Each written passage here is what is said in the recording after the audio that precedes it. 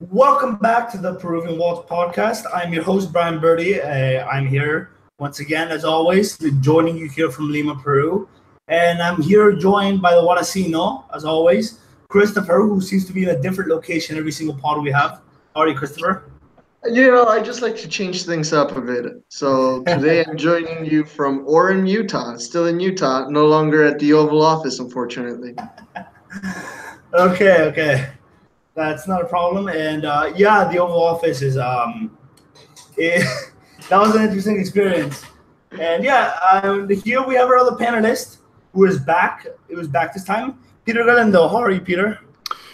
I am well. Unfortunately, I am also not in an Oval Office like Christopher, the fancy guy over there. I'm just in my home office. So, I guess we won't be having a more presidential edition of the show today.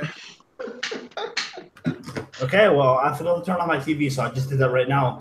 I don't want to be distracted. The guy was winning 2-0, and I don't want to be distracted by this. I have more important things to cover right now. So, let's begin with our first topic. We're going to talk about the Copa Sudamericana.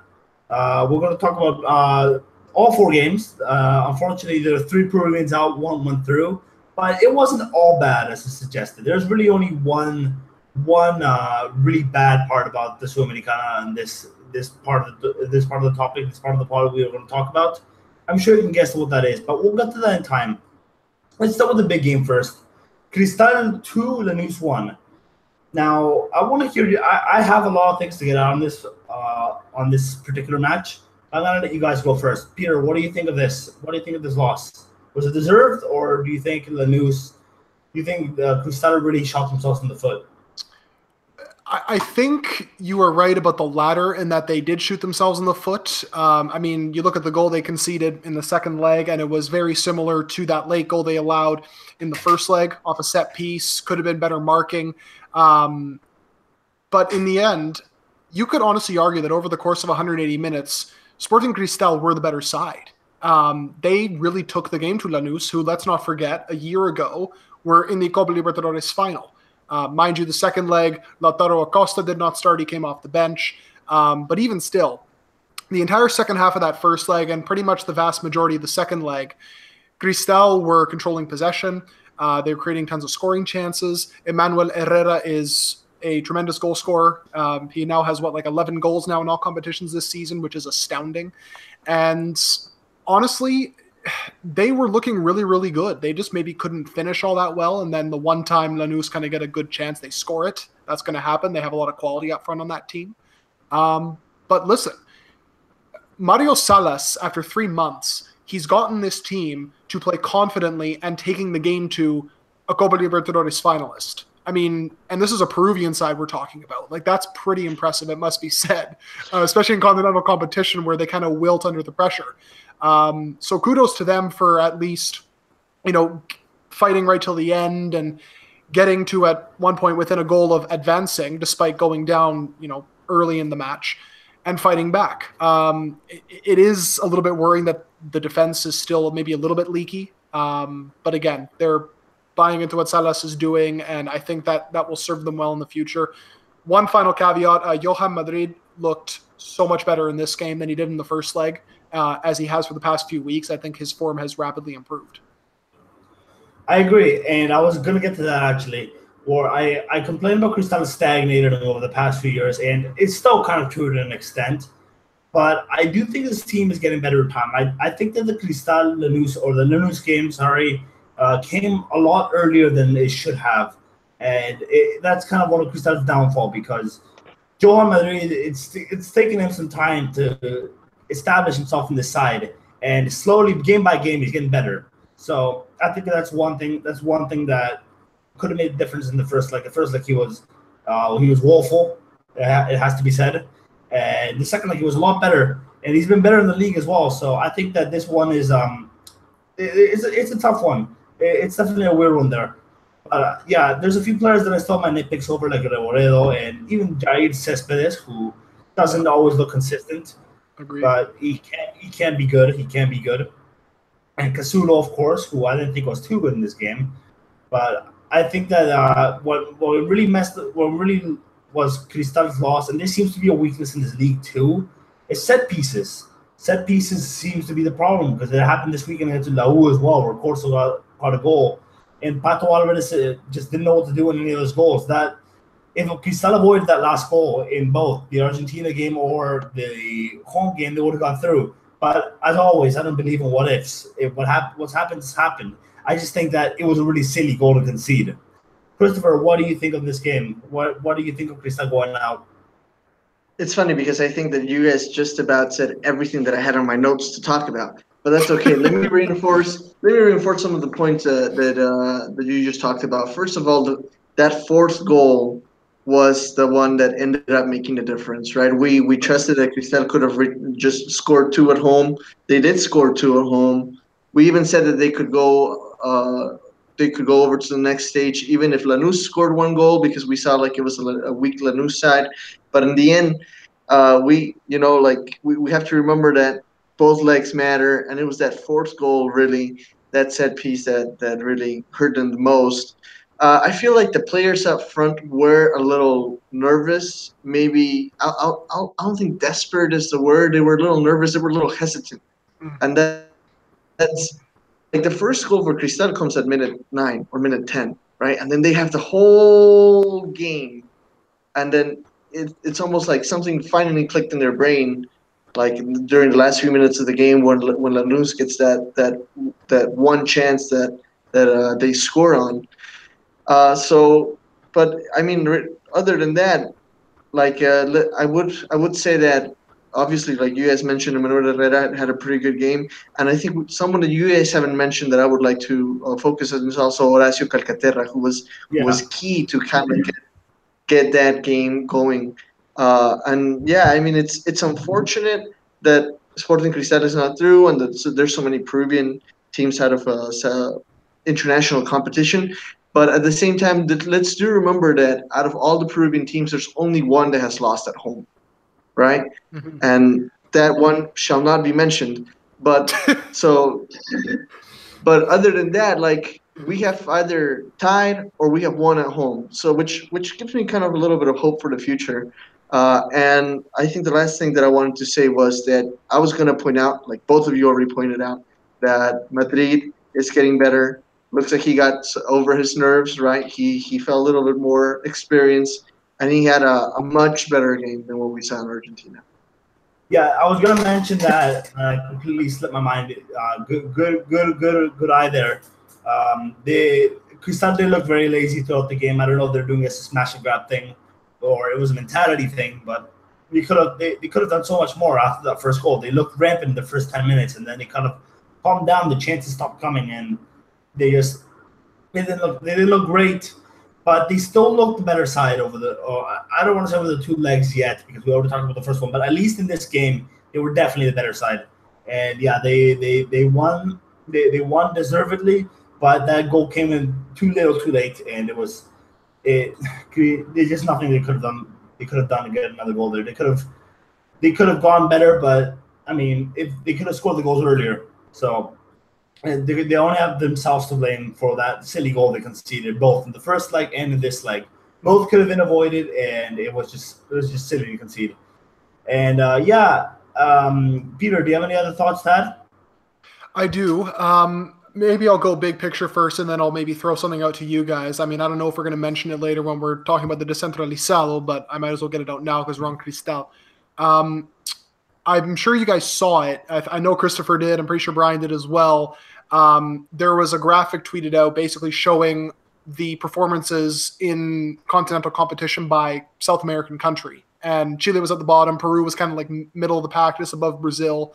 And they had quite a few wins. I think it was like 4 or 5 wins, all of which were coming at home, I'm pretty sure. But either way, you don't want to get too far ahead of yourself and say, oh, they're turning a corner. They're a little more mentally resilient now. They're not folding under pressure like they used to. I feel like that might even itself out a little bit over the course of both tournaments. But at the same time, they have had some very solid performances. Yes, they weren't perfect. And I mean, at the end of the day, the more experienced, more well-rounded, and frankly, the teams with more quality in their sides had those 2 or 3 decisive moments and ended up winning. I think that is clearly the difference. It's not so much that maybe these teams didn't play well. It's just the other sides just had that little bit more. I mean, we've seen it in so many knockout competitions in really any sport. The last thing I wanted to mention, and I'll throw this out to you guys, what is Cristal going to do about Fernando Pacheco? Because this is a player who clearly is very talented. He is primarily a center forward for me. Playing out wide is not his main position, and you kind of have to be patient about that, but he's just not really delivering in the final third. He looks very hesitant, indecisive, and you kind of expect that from a young player, but I feel like it's hindering Cristal in the final third a lot. What do you guys think? I think yes, it is hindering Cristal in the final third, but that's kind of what you're going to get with a young player, especially if he's still going to be in the next U20 process. He was in the last one, and he's going to be in again, which just tells you how young he is. I think he's 18 or 19 years old. Yes. I want to say he turns 19 this year. So I think that's kind of a risk Salas is taking. He knows that, and he's going to just keep playing him until he develops. And yes, it's hindering Cristal, but in the league, they can get away with it. In my opinion. Okay. Mm-hmm. One thing that I'm going to add, and just regarding the thing that you were mentioning a second ago, Peter, is that yes, we're doing well at home, but let's remember that Peruvian teams, and even especially the Peruvian national team, had a 12-year spell where they did not win away from home. Right? And so we get it. You know, we won in Ecuador, we tied in Argentina, we had a few good games as a national team, but that in no way, shape, or form means that local teams got better away from home. And what exactly causes that? What is the problem?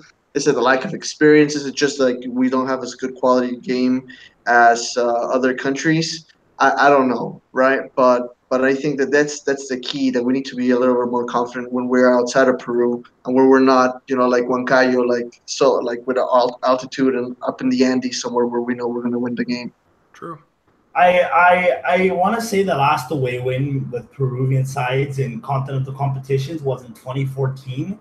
I want to say it was Cesar Vallejo against Millonarios in the first round. But if I'm wrong there, quote me on it. But I'm pretty sure that was the last one. And I know the year before Garcilaso got a few away wins as well, and that really good campaign they did. So yeah, quote me at it if I got that wrong. But anyways, let's move on to the next match. To Christopher's beloved Rosario, who looked really good, but the Peruana of always dominant the game and lose it. So, Christopher, opinions, you can go first. Well, let's be honest. Sport Rosario did poorly in that game, but honestly, I think that the best player, and I think you would agree, it was Ligman, who really just absolutely saved Rosario at least 3 or 4 times, so clearly, especially in the first half, right? And for a second there, I almost felt like Rosario was just going to try to keep that 0-0 and take it to penalties. But the second that Echemaite gets the red card, it's like the whole team falls apart. The first goal looks so silly because it's just like a bunch of Rosario players just kind of standing there, moving around, not knowing what to do, and just giving the ball back to Cerro time and time again until Cerro finally has a nice shot and scores the first goal. And I have to be pretty honest with you that I rage quit at that point because I was like, all right, we're done. This is it. They can't even work together. And so I mean it's really unfortunate. I think it was a kind of a pitiful game, to be honest. Luckily it wasn't as bad as UTC, who we're going to talk about next. But I do have to, like I said a second ago, I do have to point out, I think that Liebman was really what made that difference, or else Rosario would have been down 4-0, 5-0, just like UTC was. Yeah, no, Rosario, I said in the last pod that I thought after that, no result, that was it, because I said that Cerro are bad, but they're better than Rosario, and it proved to be true, even though they dominated, but I mean, what does it matter if you dominate if you can't score the goals? So that was Rosario's problem. And yeah, I really don't rate that striker Echemaite. I probably praised him a few weeks back, but now I'm not praising him. He's not very good at all. I don't know what's going on. I don't know if Alphonse even still at the club, but it's all weird. Peter, what are your thoughts on this one? I don't have too much to add other than really that like pretty much every red card, it changes games, and the team who receives the red card and goes down a man, more often than not, they will, obviously they'll be low on confidence and everything will just go downhill from there. And that was the classic case. Liebman was terrific. I mean, there's no doubt about that. Probably the man of the match for Sport Rosario. I mean, in this case, I feel like their elimination, just to wrap it up, was maybe a little more justified in that, okay, they're down a man. They don't end up really fighting all that much, but you can kind of understand that. Whereas I feel like with the others, maybe not so much of an excuse. I mean, even if you do go down to 10 men, I mean, the game is still right there for the taking. But yeah, I mean, it is disappointing because I feel like Cerro was an opponent that Sport Rosario could have actually matched up well with, and they sort of did at home especially, but at the end of the day, they couldn't take advantage at home, and it cost them. I gotta say, Beltran's having a really poor season. I don't know what you think, Christopher, but he's not done well compared to last year, where I thought it was all right, actually. But this year, he's really, really poor, and yeah, he's... Who did you say? I wanted to keep him down first. Anyways. Sorry? And Brian's gone. Brian left. Okay. That's right. Peruvian internet for you. That's actually the first time it's happened. I think so. That's quite impressive. I think he's going to be back here in a second. There he is. Welcome back to the Peruvian Waltz, Brian. Okay, so we're going to have to edit this out. What did you say? Let's keep going. What did you guys say? This is all part of it.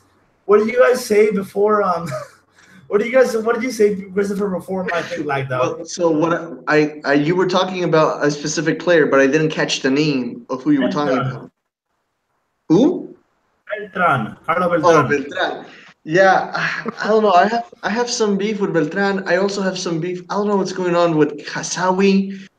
So for some reason he's playing in back, and then he's like all the way up top, and he's supposed to be like a midfielder all of a sudden. I don't know. I really don't know what they're trying to do with Rosario's defense, which I thought was kind of like the highlight of their last season.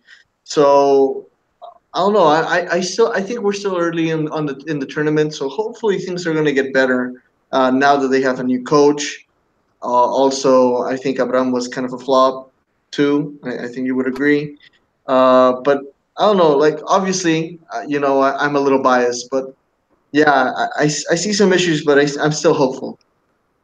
Before we move on to Utis, shout out to the two people from the comments. Absalom News, which has Sport Rosario can't compete with any team outside Peru. Let's hope Christopher didn't hear that or see that. Let's hope he had his volume down for that. And Enrique Díaz, which is buena muchachos. Gran iniciativa, un programa deportivo de fútbol peruano en inglés. Which, if you don't know Spanish, well, good luck, but I'm not translating it. Okay. UTC versus Repla Juniors. I'm going to let you guys go first. I think there's not much else to say other than disappointing. I do have some thoughts on the match, but I'll let you guys go first. Christopher, thoughts on this one? No, I mean we were talking about this before the podcast, and it was like they're doing bad. I think the biggest problem is the fact that they don't have a home. They are literally an orphan team right now. Right. I think they're going to get one though in Cajabamba. I think they had the stadium inspection done in one of the stadiums nearby, and they're going to play there after they got their May. I want to say. So, but I think that's the biggest problem. I think that's what's really costing them. They had a lot of games, right? One after the other, after the other, after the other. They had a good start to the season, right? But maybe the first 2 or 3 games, excluding the very first match they missed against Sporting Cristal. But I think that's what's been their downfall, the fact that they didn't have a home. And if those are news that you're sharing with me are true, then hopefully we'll see them get a little bit better. But I honestly, I don't know. It was a terrible game. I really don't have many comments on it. I think the problem was, though, that they did win the home game, which I put home in quotes. They did win the home game. They won 2-0, and then they let it turn around at 4-0. I mean, I could understand that against Boca Juniors, River Plate. I mean, clearly superior teams. But this is Rampla Juniors. I mean, a Navarro side should not be losing 4-0 because Navarro's side's a professional. They showed that first leg, and they're strong defensively, and that just wasn't that. And I didn't think Rampla Juniors were all that either. They were just superior in every way. I thought Panzarello was really good. I thought Olivero was really good for the Uruguayans. I thought those two were the standouts for them. They could not stop Panzarello. And for UTC, I don't want to really say there was a standout. There's no offense in that team. Last year they had Gino Guerrero and they had Vergara creating all the goals. Now Vergara sitting on the bench. Gino Guerrero is on the Guarani, and it's just not sparking for them anymore. There's no spark in the team. There's no one that lights the fire, and it's really just about defense. And if he can't score well, if they concede first, they're in trouble, and that's basically the problem with UTC right now. Peter, what do you think of this game? It was a disaster from start to finish. I think that's probably the best way to describe it. I mean, the midfield and defense, they were basically non-existent. I mean, Rampla Juniors were just running through them time and time again, had tons of open space to run into, especially out wide. Balls were being closed down, and, you know, you don't want to blame Franco Navarro too much because I feel like, okay, he probably didn't set up his team well enough. That is clearly obvious, but at the same time, he's also not responsible for individual mistakes that are committed on the pitch. And there were far too many of those. And I feel like as soon as Rampla Junior scored that opening goal, there was absolutely no way that UTC was going to get another one to kind of distance themselves a little bit. And then once the second goal went in, it was like, all right, well, here, cue the comeback basically. And it ended up happening, of course. And Rampla just literally rampaged their way to a massive victory. And it was pretty comfortable for them, which I feel is the most embarrassing part of it all. UTC have not been great at all this season for obvious reasons, as Christopher mentioned, with the problems with the stadium.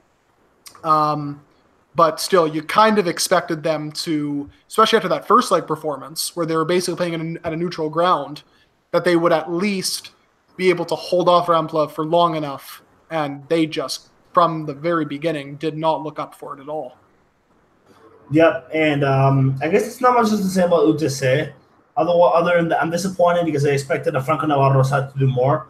We were going to talk about this pre-pod, but I think Franco Navarro will walk. He's got no support at all. His team doesn't have a ground. He's not had good transfers brought in. I mean, he's happy with Cardoso. I mean, that's his player. He's met him with 4 clubs, but otherwise, he's not had good transfers. He's not got any support, and he's just not. There's nothing going with that team. I had high hopes for them after they beat Lau and Rampla early on the season, but those hopes have gone straight down again, just where it began from beginning of the season. Now, before we go to Huancayo, Absalom News says something else in the chat. He says, says Franco Navarro. He is and has been a coach and never really did anything worthy of the praise he gets as a coach from our media. Well, I disagree with that because I do rate Navarro as a coach. He did say something interesting. We need more Argentinian coaches, which brings up a question I'm actually going to talk about after the Huancayo game, which I guess we can move on to that first right now. Huancayo, and a bit of more happier news, Huancayo won 3-0 to Unión Española. Now, this is the one match I did not get to see, so I'm going to leave it to you guys. I'm just going to speak for the context of it. I think it was expected because, I mean, Huancayo, against teams like Unión Española, they were on rampant at home. And Unión Española are Peruvian league standards at best. At least what I saw in the first leg anyways. They're just not very good. Peter, I'll let you go first because, like I said, I did not see this match, so I can't really speak for it. So I'll let you guys take it away. Sure. Well, I mean, just looking at the score, and maybe if you looked at, I don't know, maybe like a minute-by-minute report, you pretty much can glean it from context in that Huancayo were just the better side from the first minute to the full-time whistle. Martin Palermo was basically just standing there, kind of, occasionally shouting an instruction, and then other than that, there was nothing from his side.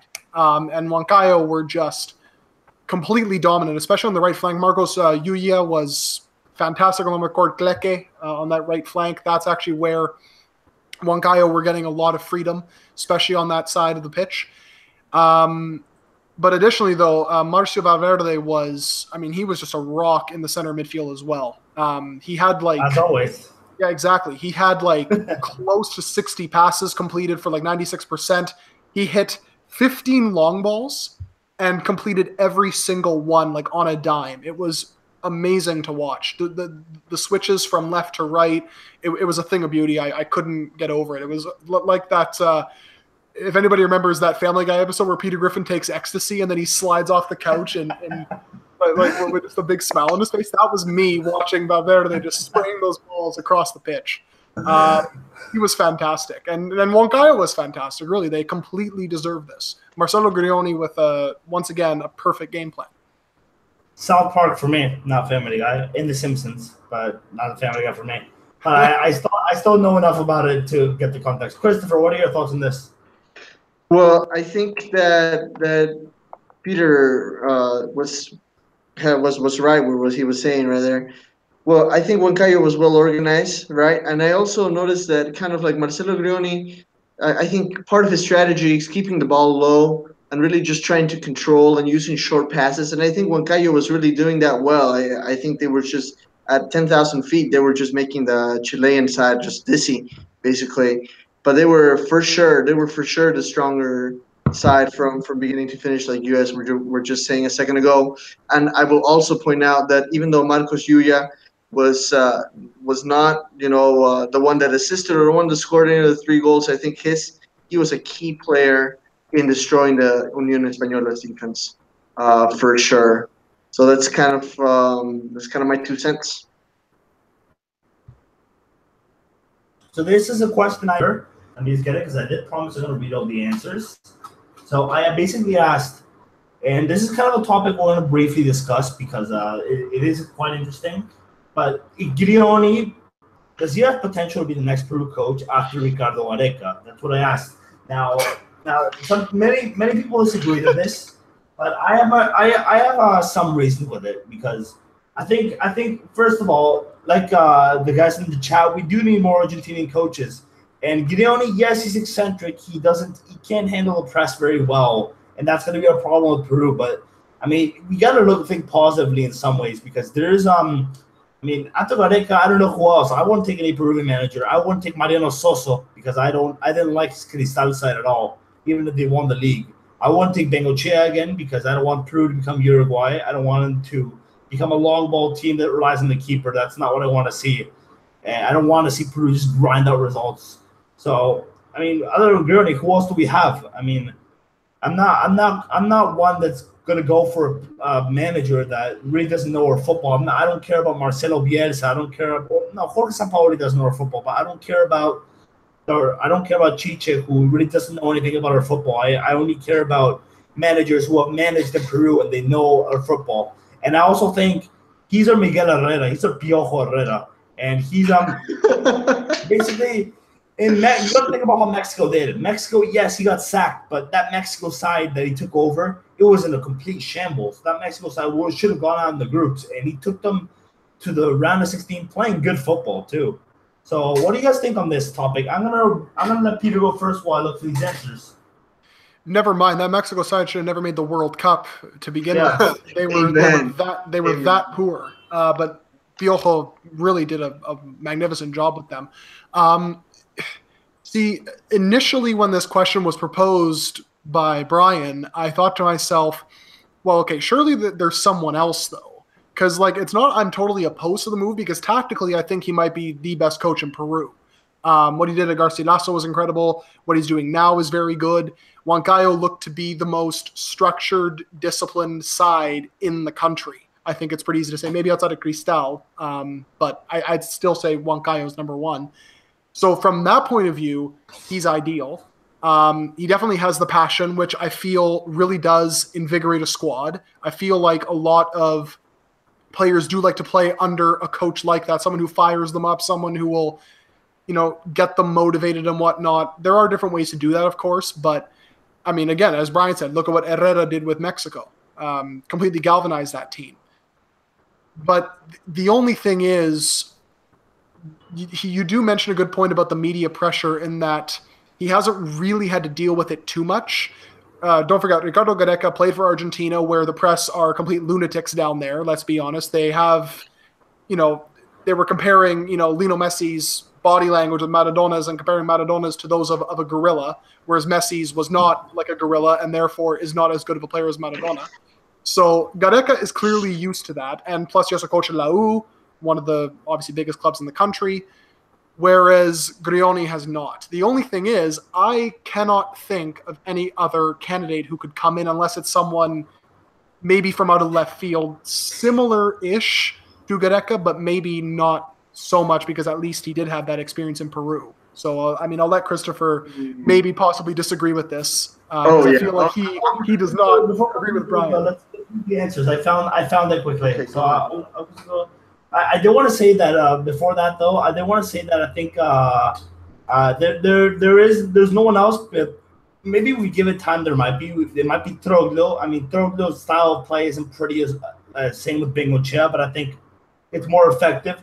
Bengochea kind of rides on luck at times, and I don't like that because I mean I'm not saying it's all luck, but they kind of ride on luck sometimes. Whereas I think Troglio is more solid, more compact, and more effective than Bengochea. And I really can't see Salas managing the Peruvian side, to be honest. So even if he's here for a while, I think he's more focused on club matters. So anyways, here's a few of the answers. So first of all, Kevin Montalban at K Montalban 7. Gareca's master of press by always keeping calm and in control. And it's a gift with this guy nodding no, saying it's a no for me. And then Abel Gamarra, Abelanda 81. I don't think he has the personality to handle the negative criticism that he will receive from a large majority of the national press, as we discussed. Marlon Med 133, no way. Omero 129, never in the life, and Braulio JB. He needs to comb his hair first. So a lot of no's. A lot of no's and one combing his hair. Which, speaking of which, I have a new hairstyle. Look at this. It's not the time for that, but okay, Christopher, you can go now. Sorry for making you wait. Okay. No.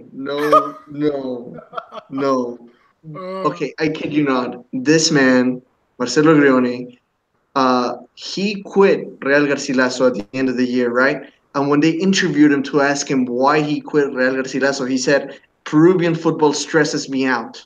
I'm going to Argentina because I'm stressed out. I don't know what I'm going to do for a few months, but I am not going to coach.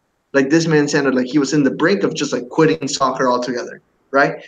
I think that was a downfall of Marcarian also. I think that he had a pretty good strategy. He was doing good things with the team, but he could not handle the press because he was just reactionary to the press. He let the press influence his feelings and his decisions, if you want to say it, if you want to put it that way, with Los Cuatro Fantásticos, the four, whatever you want to call them in English. The Fantastic Four, right? That were supposed to be the salvation of the Peruvian team.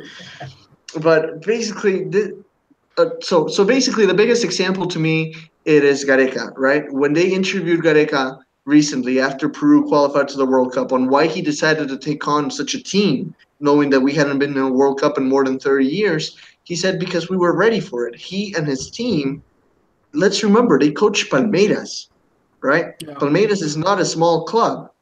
And so therefore, after he coached Palmeiras, even though he had a bad experience at Palmeiras, he said, you know what, I think I'm ready to take on not in a club, but a whole nation, right? Let's remember that the team, the job of someone that's coaching a national team is way different than someone that's coaching week after week, just a regular local side, right? And so I don't think Grioni has the experience. I don't think Grioni really has the character that would be needed to coach someone like Peru. And I'm not trying to say that we're the best or anything like that, obviously.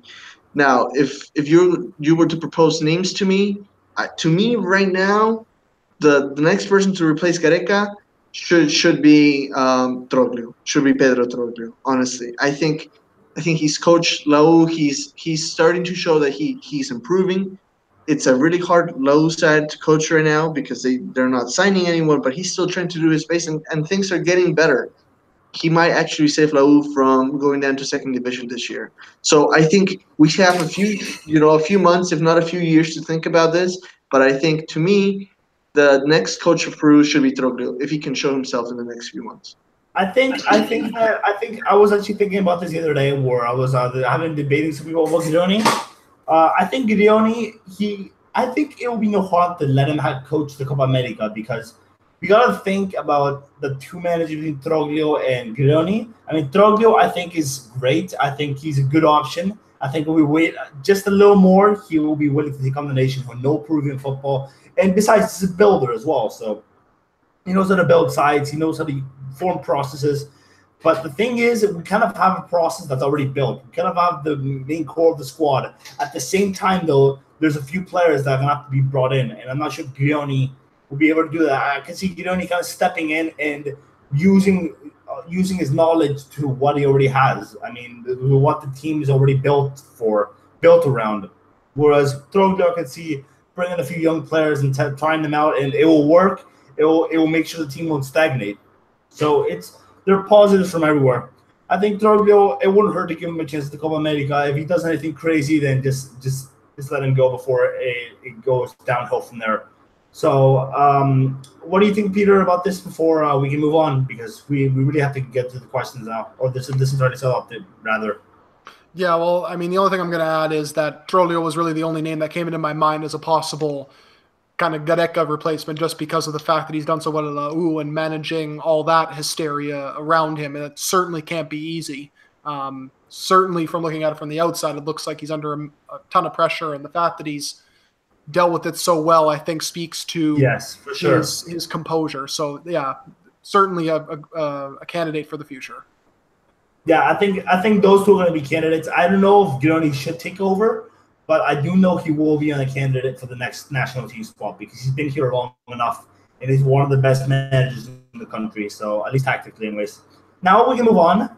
Let's kind of make this a little more brief than I wanted to, but this today went a little longer than we should have. The Descentralizado update, which we haven't really done when we've kind of briefly gone over games. We talked about Sporting Cristal Alianza, we talked about Alianza La U, but we haven't really done a proper update since I think like episode 3 or something. So it's time to go back into it. So if I can remember correctly, all three of us said Cristal won Group A. So no, there's no discussion to be had there unless I'm wrong. Group B was the interesting one, and it's still interesting. I said Sport Huancayo. I stand by that. I think Sport Huancayo is going to win that group and then go to the final, the Torneo final. Peter said Sport Boys, which is looking unlikely at this point. Oh, yes. And I don't remember who Christopher said. None of us I might have said Real Garcilaso. Yeah, none of us in Melgar. I know that. And Christopher didn't say Sport Boys, so it might have been Real Garcilaso. The surprise so far has been Cantolao. Cantolao's fighting for it. The three that are fighting for it are Cantolao, Sport Huancayo, and Melgar. And Binacional could easily get into the mix, which is definitely a surprise because I expected Binacional to do well, but not this well, at least so far. So that's a good sign that now Copa Peru is fighting because I remember Sport Rosario last year started off really well at Torneo, but now they almost won the group. And I think they were overtaken by Melgar in that group, I want to say. So it was certainly a good one to follow. And yeah, what do you guys think on this so far? What do you guys think of the Centralizado? Who's standing out for you in the teams? Who's underachieving? Who's overachieving, etc.? I'll let Christopher go first. Yeah, I mean it's been kind of a surprising Descentralizado. I mean this week things have kind of settled down a little bit, but last week I remember we kind of all did our predictions as a website, as contributors to the website, and like almost all of us were completely wrong, right? So it's been a little bit surprising. I think obviously Cantolao and San Martin are the two surprising teams for me. I think they're also especially Cantolao, and then now recently in recent years also San Martin have kind of been the sides that play with young players, kind of try to recruit young talent, and to me that's something that's valuable. To me that's something that's important because that means that we're not just relying on the same 30-year-old guys, but we're giving young guys a chance, and that's always healthy for Peruvian football.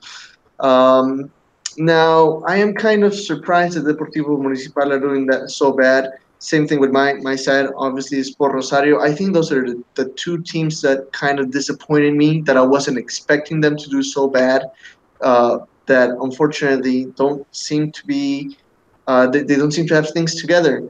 Other than that, I think like Universitario is doing better, right? We were expecting them to do worse. They're doing all right. Alianza Lima you could also argue has disappointed us a little bit because now they are 7 points behind the leader of their group, Cristal. And so at least this section of the tournament is not going to be the one for them. Now, So just go ahead. no, just finish. Sorry, I thought you were done. Mhm. So just to finish, just to wrap it up, basically, right? My two surprises, tournament surprises for me, San Martin, Cantolao, and my two deceptions, the two teams that did worse than I expected, Sport Rosario and Deportivo Municipal so far. Now, as for my exceptions, I think UTC is definitely the one. I think everyone else except for San Martin and Cantolao are performing just as I expected. Of course, UTC as well, like I mentioned.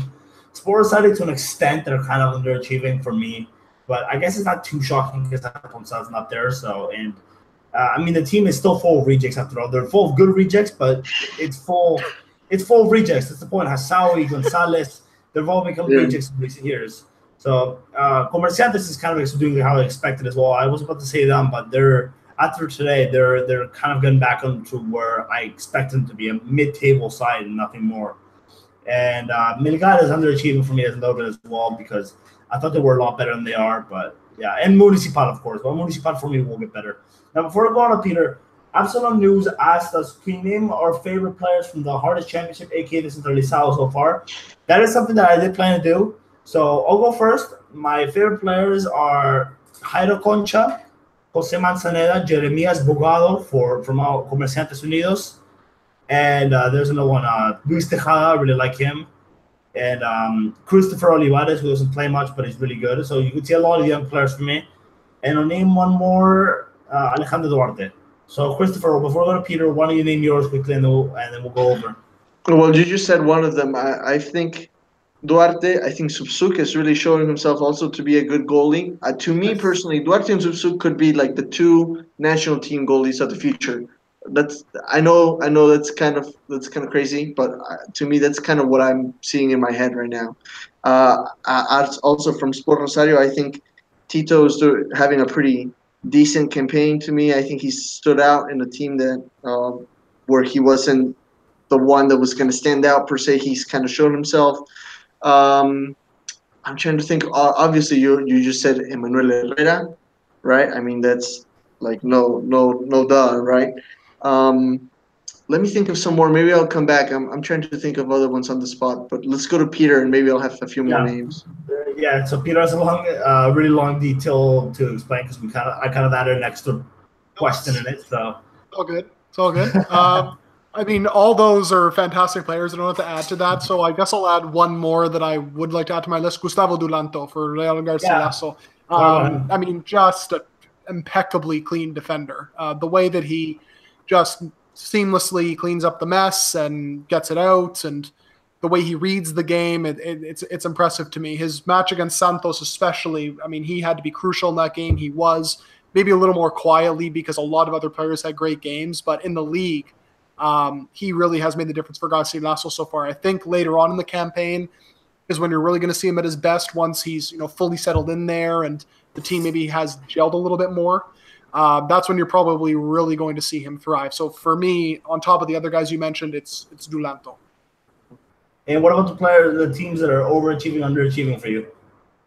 All great shouts. I'll add one more as well, just like I did with Dulanto. Sport Boys, because obviously I picked them to do well this year. I kind of completely forgot to factor in the fact that, okay, yes, they are traditionally a big club, but they are coming back up in the second division, and there was a little bit of squad turnover and whatnot, and you're seeing that.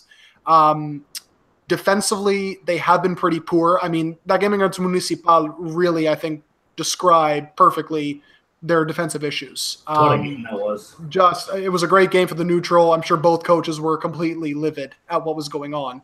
And then on top of that, when Luis Tejada is not scoring, no one else is. And that's kind of a huge issue. He has five of the two. I did want to give a shout out to Mario Tajima, though. You can keep going, Peter. I just wanted to mention that in case you want to add it. Right. I was actually going to mention Tajima, actually, because he has been also a bright spot up front. Very good in general. Him along with Tejada, I think, are probably their two best players.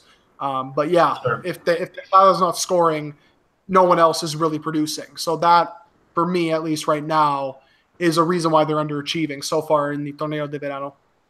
And we can go to the first question now. We can segue. Peter, why don't you tell us what was the Cantolao question that we got from the French Peruvian football account, which is, I recommend you follow them. I recommend you follow him. Indeed. You can find him put his Twitter at handle. you can find him at Romatitos. That's Romanitoz. To get all your Peruvian football news in French, if you so happen to be interested. And they asked. Yeah, exactly. And they asked, do you think Cantolao can make it? They are the surprise of the Torneo de Verano so far. So we touched on them a little bit. I guess I could, and I know Christopher mentioned them initially when talking about, the surprises. So Christopher, what have you made of their season so far? What do you think has worked for them? For Cantolao? For Cantolao. Jeez. I'll go first if you don't mind.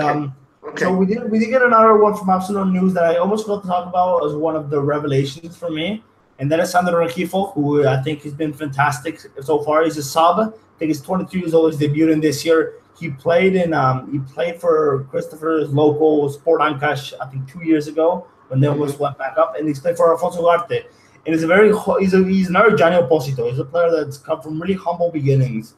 He's his first club. He didn't start La U, Alianza, Cristal, none of that. He started Audaces de Lurin, and he's from Ventanilla. Holy cow! Now, if you don't know your Peruvian geography, Ventanilla is north of Lima, it's Callao basically. Lurin is south. Now, Edison Flores had to go from Comas to Lurin to go train with La U. Now, he went to train with La U. This guy went to train with a Copa Peru side named Audaces de Lurin, and he went 3 hours south from Ventanilla to Lurin. And he played with them, and now look where he's at. So he's a very humble beginnings player. He's not quite a provincial player like Posito is, but it's a very interesting story, and I think he has a lot of potential. I quite like him. I like what I've seen so far. So, Christopher, I'll go back to you now if you have anything to add. So, first of all, I think something that's important and that we rarely see in Peruvian soccer is the fact that this team has kept their same coach and kind of the same backbone of their team for what is 3 years now, right? So last year that was their debut in the Primera División, and the year before that when they won the second division tournament, they kept the same coach, and a lot of the same players are still with the team. For example, the goalie Nicosia, I think, is someone to highlight, and also, if I'm not mistaken, at least from last year, I know that Pizarro, who I believe is related to Claudio Pizarro too, has been someone that's been consistent in the team for me. And also, yes, thank you for reminding me of El Nene Rengifo, dude, because to me that's actually like my third man crush right there. I think he had a great season. He had a wonderful season in Sport Ancash. We were this close to coming back to first division, and it was Cantolao actually who beat us in the final in 2016. So it's nice to see him in the first division now, and I'm for sure you will probably be hearing me talk about him some more. Yep, and I think Cantolao is definitely an interesting shot, but I think they'll just miss out because I still think Juan Carlos are going to make it. I think even Melgar might finish above them. Melgar, I believe, are winning right now. I haven't checked the score again. But I believe they're winning. They were winning 2-0 when I turned the TV off, and they're 1 point behind Cantolao. So I think Cantolao will finish third in the group. Maybe fourth if Binacional beat them on the other day. I think that will be a draw, anyways. And yeah, what is the next question, Peter? So the next question we will go over, I guess, to the under-20s because the under-20 call-ups were made today.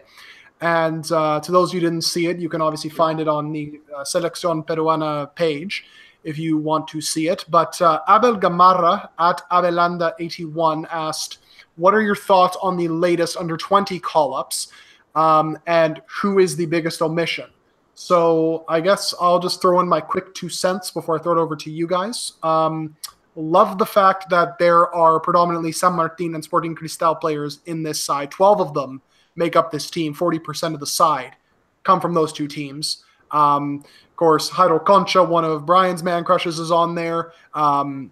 Just a wealth of very, very talented players. And overall, I think this one could actually be one of the best ones of the past few years because there are, players born between 1999 and even like 2000, 2001, who were getting more minutes than some players who were a couple of years older than them, which just speaks to their quality. So I'm very excited about this group. So I'll throw it over to Brian, I guess, if you want to talk about the under-20s and who you think the biggest omission is, if there are any omissions. For me, the only omission is Jose Bolivar, the one that comes up to mind. Jose Bolivar is not really being in game time in the San Martin. For San Martin, he's been playing a little bit. He's been playing as a sub, and I think it's totally fine to leave him out once. I think that I don't think he'll be the forward in the next under 20, which is unfortunate. That is the effect of having Christopher Olivares there, who's been outstanding for Cristal this season, the minutes he has gotten. So I think Bolivar has been a bit unlucky because San Martin, they have this African forward, Akilova, who's been really good.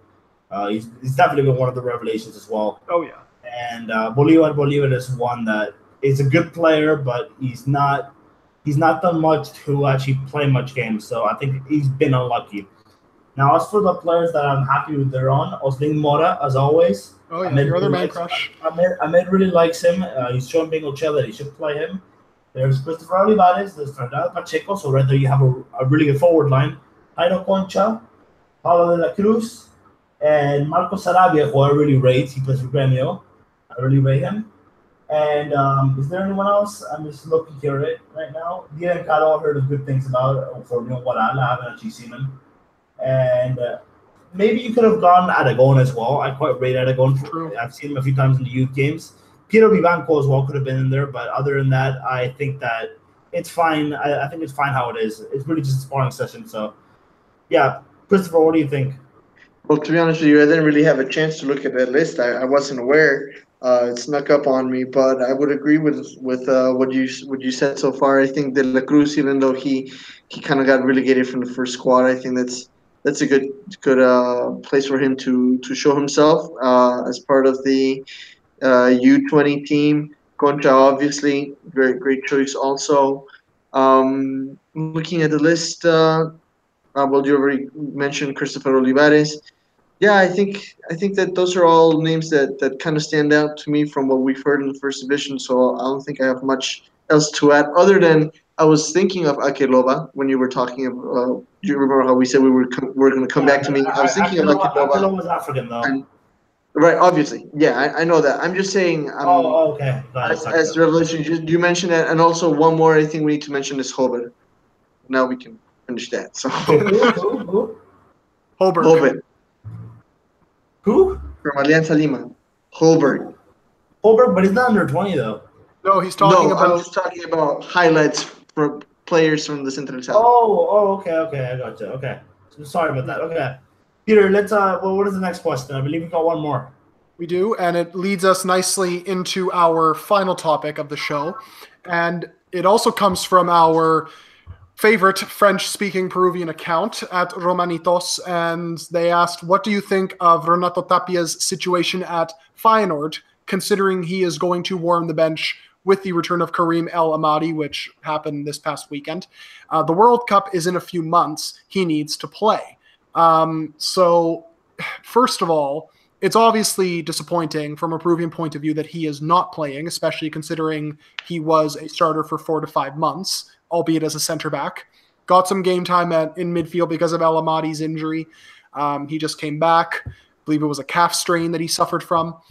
But in terms of whether or not this is something to worry about, yes and no, because even when he wasn't playing for Feyenoord last season and for the first part of the campaign this year, he still played at a very high level for the national team. Obviously, it's more ideal if he is playing because he doesn't enter these games cold. And, of course, the World Cup is at a much different intensity and also a lot more pressure on you. But I wouldn't worry too much because Tapia seamlessly slotted into that midfield after a few weeks out and played very, very well. I feel like the same will happen at the World Cup if he does not end up getting many more minutes for the rest of the season. So what do you guys think? Let me jump in really fast. So I think that obviously as fans, our hands are tied basically because it's too late for him to try to move somewhere and try to get more playing time. What I did like is that I believe it was this morning or last night that I saw that he played for the second squad. Yes. And he played all 90 minutes. Yeah. Right. And they, according to the report from what I read, he actually had a pretty decent game. So honestly, at this point, as unfortunately as it is, I think that that's what he needs to do. He just needs to have to continue playing for the second squad, trying to show himself and try to have as much practice as possible. The good thing is that Peru has 5 games with the national team before the World Cup, and I think that's going to be the key right there. So him staying active as much as possible, even though he's not in the main squad, and then taking care of his time when he's in Peru, when he's playing with the national team, really using that time to get himself prepared for the World Cup. I think that Tapia was played in a very Dutch way. They tried to put him in the midfield because that was what Cruyff believed. That was the Cruyff, what do you want to call it? I guess the Cruyff knowledge, the Cruyff way of playing. And it's kind of like what Mascherano did at Barcelona, but it didn't really work too well for him. He had some good games, but I do feel like there was at least one error per game. I mean, he was good throughout the 90 minutes until one error. I mean, that's acceptable for 1 or 2 matches, but not every single match. So I think that was the big problem. I think I prefer him in midfield, in all honesty. Well, yeah, of course. I mean, that's his ideal position. And the funny thing is, just to kind of wrap this up before maybe we move on to the other 2 players, he played incredibly well in that midfield, and the midfield and attack was just way more fluid with him as the anchor in the center. I mean, he was getting into tackles, interceptions. His passing was amazing. He was cool under pressure. It's so strange to me that, because especially when Feyenoord has struggled this season, especially just to kind of win that midfield battle in games, that he has not earned more appearances. I mean, Giovanni van Bronckhorst, I mean, he's probably going to be in trouble at the end of the season, although they are in the Dutch Cup final, which might end up salvaging something. But the fact that despite those struggles, he didn't make any real changes and dropping those veteran players like El Amadi, who I know is the captain, but regardless hasn't played all that well this season, for someone like Tapia, who could obviously help and would be very motivated to play, is sort of encapsulates why they've struggled so much this season. So with that, Brian, I guess you can lead us into the next player we want to talk about from Peruvians abroad. Yeah, Andre Carrillo, who I haven't talked about in a bit, but he's gotten his chance again after the other foot's injured, and immediately he's benched again. So, what do you guys think? First, I know you have a pretty strong opinion on Carrillo. I mean, I don't know if there's much, just kind of like Renato Tapia, I don't know if there's much that we can do at this point. He just has to continue to try to show himself, and hopefully he can get. What he needs to do is that he's probably only going to get about the last 10 minutes of a game. If he gets playing time, he's going to be like a super sub basically. So he just has to try to score goals. So if he can score a few goals, if he can show himself, that's kind of all there is left to do. We're at a point where it's March. We have the World Cup in less than 100 days, and it's like that's about it. I don't see anything revolutionary or magical happening at this point. No, definitely not. I think he needs to be less lazy and actually work, because whenever he got benched or whenever he got taken off the national team or whatever you want us to call that, with Peru, he came back and the first 2 games he'd be brilliant and then he'd start being lazy again. Wasn't the case this time. This time he just was lazy in general. And he's still really inconsistent, and yeah, I've lost faith in him, honestly. I can't see him. I will start looking for different right wing options for the next World Cup cycle. I mean, still have him in consideration, but I wouldn't have him like as a starter, because I mean he's getting to 30. He's going to lose pace eventually. He's going to lose pace at some point. He still has a few more years in him, but I don't know. He was never Jefferson for fun, so it was. I don't know. I find him a bit limited, to be honest. Although he hasn't been lazy with Watford, though. Like, that's the thing. It's just the fact that the attack in general has been absolute garbage. I mean, Roberto Pereira is not at all a quality number 10 in the Premier League. He is absolutely dreadful. The top scoring player is Doucouré, who is a deep-lying midfielder with 7 goals. That just says it all right there. Yes, Carrillo is not assisting a lot. He's not scoring a lot. He has 1 goal and 2 assists in the Premier League.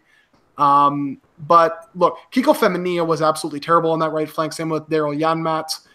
I feel like if Gracia wants to sort of get Watford into that top 8, top 7 conversation, he has to play a player like Carrillo, who is a lot more dynamic, who on his day can actually unlock a defense. And he has, to his credit, when he started in the last game a couple weeks ago. He actually looked very lively. I feel like with the World Cup coming up and him knowing surely that he has so much competition, breathing down his neck, he's probably going to end up giving it his all whenever he does get a game. And I think he will in these next 6 weeks without Deulofeu in the side. Yeah, I think so too. Now, there's one more player we wanted to talk about. That's Alexi Gomez. This one kind of came last minute because Alexi Gomez is being kicked off of Atlas. We kind of predicted. I was kind of on the fence on this one. I said that he was going to be the first Peruvian to be sent back, and then I said he wasn't because he was playing well, and he ended up being the first Peruvian to be sent back. So I was right originally. But I do think I'll give my 2 cents on this one first. I think that it was a bit harsh. He was treated a bit harshly because I thought he was playing well. I mean, he was playing well on the pitch anyways, but there's obviously things that the president didn't want to tell us. He wasn't very disciplined off the pitch. I mean, he probably didn't go to training and stuff. I mean, it's Alexi Gomez. It's no surprise at this point. But the thing that really made me curious is anyways, is that he was kicked off for playing a pickup game. I mean, I know that's a bit of ill discipline, or that is ill discipline, not a bit. But I mean, it's a bit harsh. I mean, if you play a pickup game, fine him, give him a warning, don't kick him off the team. It's clear that the president did not like Alexi Gomez at all, so that's why he got kicked off. It wasn't just there was clearly more incidents than that, but that was the one reported. That was the one that broke the camel's back. The straw that broke the camel's back. Sorry. They were looking. Peter, what do you think? They were looking for an excuse to send him back to Universitario. I mean, it's as simple as that, really. And he's not even going back to Universitario. He's going to Minnesota now. No, I know he is, yeah. Someone actually told me today, who actually is well connected with Minnesota United, that the deal is actually close. They're targeting Darwin Quintero, which is hilarious. So Alexi Gomez is basically their fallback option, which, that's... Let's say this. Quintero and Gomez have a lot of similarities. I'll just leave it at that, and it's not so much their quality on the pitch. But I will say that this really is his last chance because, yes, while he was very consistent on the pitch for Atlas, and they are a mess, let's be honest with that, we do not know everything that was going on with him off the pitch. And surely if Guzman is saying that, hey, he didn't have the mentality, he was doing this, this, and that, then something must have gone on. And if he's going to Minnesota, and if this deal is official, which it looks like it's going to be finalized pretty soon, he really has to put his head down and actually start giving a damn and not getting into trouble so much, because he is a talented player when he is on. It's just the disinterest and the unprofessionalism off the field that really hinders him. There was even an interview with the president who said that I was wrong in getting Alexi Gomez. I did not study his professionalism, which I think is really, really harsh, but that tells me a lot. That tells me a lot more. That tells me that he was off the pitch, he was not professional, and that doesn't surprise me. That's very believable, and there's things the news weren't telling us. Before we end the pod, Christopher, why don't you give your 2 cents on this one? Yeah, I think it's unfortunate. I don't think his career is over, obviously, because if for some reason he wasn't going to MLS, Universitario could really use him, because he was on loan. I believe they hadn't completely bought him, and so I'm sure there has to be some kind of loophole there where Universitario could claim that, oh yeah, he's always been ours, so he could just come back to us. He's 25. No, he's not going to go back out there to like a ginormous club outside of Peru, obviously, just because he's kind of getting up there in age.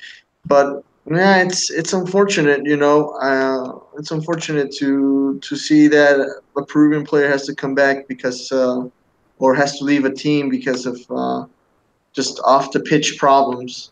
So that's my 2 cents. All right, so I guess we get on the pod now. We're actually kind of on time. I thought we had like an extra 5 minutes. I was worried we were gonna have like an extra 10, 20 minutes, but we're actually on time, so quite happy with how this went. My Twitter handle is at @B_Bertie98. Peter, what is yours? It is at GalindoPW. The Peruvian Waltz, you can follow it at Peru Waltz. There are no underscores. Brian Birdie, though, has figured it out finally. And there are no underscores in the Twitter handle. He's finally understood. So with that, Christopher, I got it last week, too. I got it last week when you weren't on. Yeah, and I pointed out that he got it right, even though you weren't here. Anyways, I am Christopher Viscardo, and you can follow me Viz_FC. Thank you for listening, and we'll be back next week.